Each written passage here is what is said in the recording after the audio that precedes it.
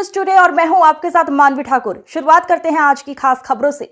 कांग्रेस नेता सचिन पायलट ने कहा, राजस्थान महिला कांग्रेस ने अभी 2 दिन का कार्यक्रम रखा है। कांग्रेस ने उदयपुर डिक्लेरेशन में साफ कहा है कि संगठन में महिलाओं की भूमिका बढ़ानी होगी। जब पूरे देश में ऐसा अजीब माहौल है, हमने केंद्र का बजट देखा है, राजस्थान का बजट देखा और भारत अमेरिका व्यापार समझौते ने कई सवाल खड़े किए हैं। जनता को जागरूक होने की जरूरत है। भारतीय किसानों, कपास और सोयाबीन किसानों को बहुत नुकसान होने वाला है। जनता ये सब जानती है और राहुल गांधी ने इन मुद्दों को सदन में उठाया है। भारत सरकार पर क्या दबाव है? हमारे यूरोपियन यूनियन के साथ भी डील हुई, लेकिन अमेरिका जो कर रहा है वो दबाव डाल रहा है। पहली बार भारत की ऊर्जा सुरक्षा पर कोई समझौता हुआ है। अमेरिका कैसे कह सकता है कि भारत जैसा ताकतवर देश यहां से तेल खरीदेगा और यहां से नहीं? इस पर अभी तक कोई सफाई नहीं दी गई है। महिला कांग्रेस राजस्थान ने अभी 2 दिन का कार्यक्रम रखा है और मुझे खुशी है कि सारिका जी ने, जो पदाधिकारी हैं, तमाम महिलाओं को यहाँ बुलाया है। और कांग्रेस ने उदयपुर डिक्लेरेशन में बड़ा स्पष्ट कहा था कि महिलाओं की भूमिका संगठन में बढ़ानी पड़ेगी और इस बार जो संगठन सृजन के माध्यम से नए जिलाध्यक्ष की नियुक्ति हुई है, उसमें भी हमारा जो महिलाओं का संख्या बल है पहले से काफ़ी अधिक है। और मुझे खुशी है कि महिला कांग्रेस ने इस अभियान को और आगे बढ़ाया है, मेंबरशिप कराई है, लगातार उनको टास्क दिए जा रहे हैं।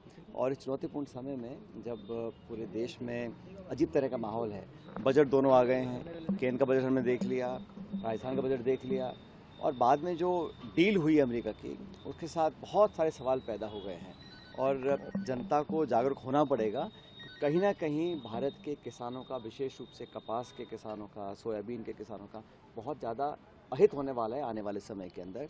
तो इन सब बातों के लिए जनता जागरूक है और राहुल गांधी जी ने सदन के अंदर, सदन के बाहर लगातार इस मुद्दे को रखा है।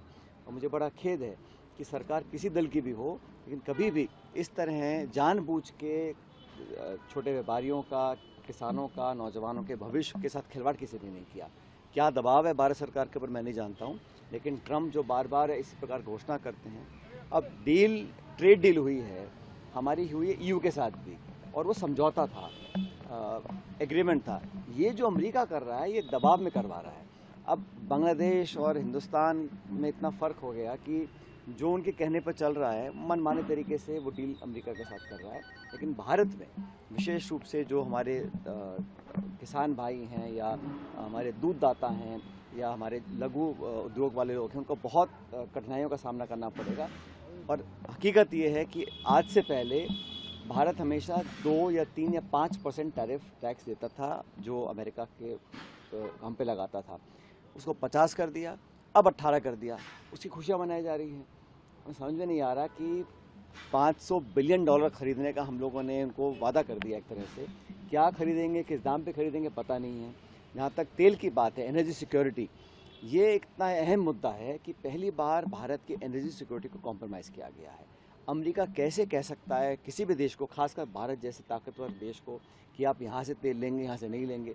ये हमारे जो सॉवरेनिटी है, हमारी जो ऊर्जा सुरक्षा है, उस पर बहुत बड़ा खतरा है। तो तमाम जो, और अभी डिटेल्स दी नहीं गई हैं, पार्लियामेंट चल रहा है और सोशल मीडिया पे डील के बारे में घोषणा करी गई। तो बहुत सारे ऐसे मुद्दे हैं जिस पर जनता को, लोगों को और विशेष रूप से कांग्रेस कार्यकर्ताओं को हमको जागरूक करना है, इस मैसेज को पूरे देश में ले जाना है। और हमारा जो विरोध है, पहले भी राहुल गांधी जी ने कहा, जमीन अधिग्रहण पर संशोधन किया, उसको इस सरकार को वापस खींचना पड़ा। उसके बाद 3 काले कानून किसानों के लिए लेकर आए, उसको विड्रॉ करना पड़ा। और इस बार भी जो जनता का दबाव है और जो इस प्रकार पूरे देश में स्ट्राइक हुई लेबर यूनियंस की 2 दिन पहले, उसमें सब लोग समझ गए हैं कि हमारे हितों का नुकसान हो रहा है। तो ये सरकार पहली बार, और मुझे आश्चर्य होता है कि आप पूछो वाणिज्य मंत्री से कि रूस से तेल लेंगे, वो कहता है विदेश मंत्री को मालूम है। विदेश मंत्री से पूछो, वो कहते हैं वाणिज्य मंत्री बताएंगे। किसी को मालूम ही नहीं है कि हम करने क्या जा रहे हैं।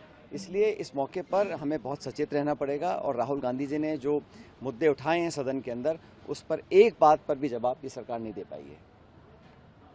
तो बांग्लादेश के बारे में बताया जा रहा है कि पीएम को इनवाइट किया गया, वहाँ पर कई तरह की एट्रोसिटीज रही जो भाई वो ऐसा है, मुझे पता नहीं वो अंत में क्या करेंगे। हकीकत ये है कि हमारा जो संबंध हमारे पड़ोस के मुल्कों के साथ है वो लगातार ख़राब हुआ है और हम अगर विश्व की बड़ी ताकत बनना चाहते हैं तो सबसे पहले हमारा जो नेबरहुड है वहाँ पर हमको अपने आप को कायम करना पड़ेगा। लगभग हर देश के साथ हमारे रिश्ते पहले से ख़राब हुए हैं। अब भविष्य में क्या करेंगे मैं नहीं जानता हूँ, लेकिन इंडिया की जो फॉरेन पॉलिसी है वो किसी एक दल, एक नेता, एक सरकार के अधीन नहीं है।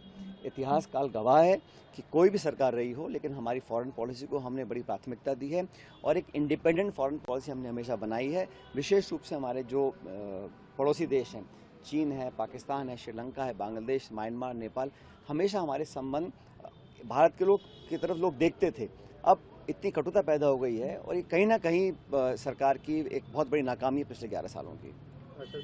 भारत पाकिस्तान का तो इंडिया जीतना ही चाहिए।